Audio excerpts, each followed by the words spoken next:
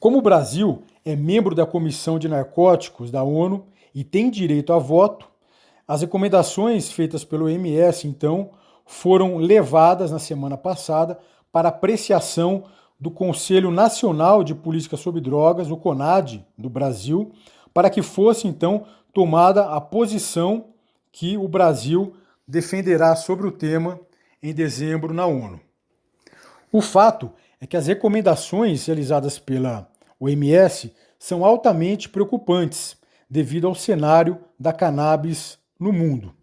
No ano passado, em 2019, o Escritório das Nações Unidas sobre Drogas e Crimes, a ONODC, em seu relatório mundial sobre drogas, mostrou que a droga mais consumida em todo o mundo é a cannabis.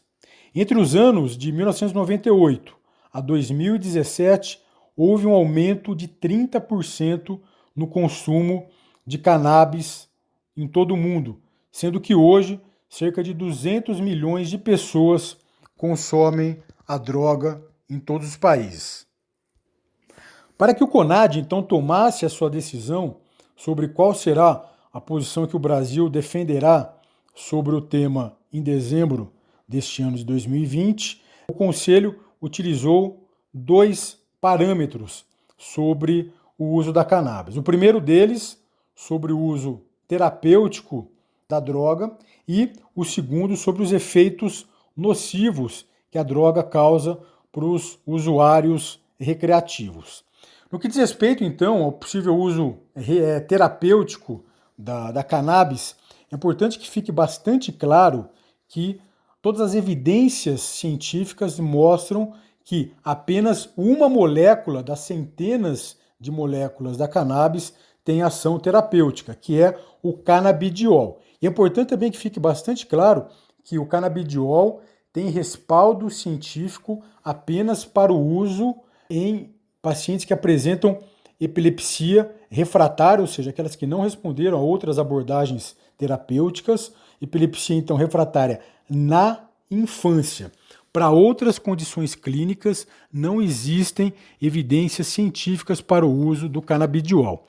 É importante também ficar registrado que outras moléculas que compõem a cannabis, como por exemplo o THC, não existe nenhuma comprovação científica do uso dessas outras moléculas para o uso terapêutico dessas substâncias.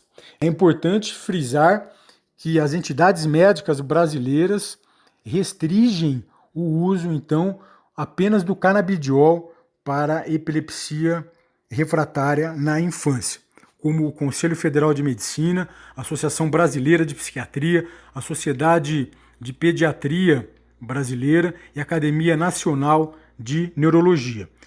Entretanto, no que diz respeito aos efeitos nocivos da cannabis, quando do uso recreativo, as evidências científicas são extremamente robustas e claras. O uso recreativo de cannabis, de maconha, é um fator de risco importante para o desenvolvimento de psicose, como por exemplo a esquizofrenia. É um fator importante para o desenvolvimento de outros transtornos mentais graves, como quadros de mania, como depressão, ansiedade, comprometimento cognitivo. Inclusive, a cannabis é um fator de risco importante para o suicídio. Além disso, o uso de cannabis está relacionado com uma série de problemas sociais, como evasão escolar precoce e acidentes automobilísticos. Desse modo, então, fica bastante claro que o uso terapêutico da cannabis é bastante restrito e os efeitos maléficos do uso dessa substância de modo recreativo é muito grande.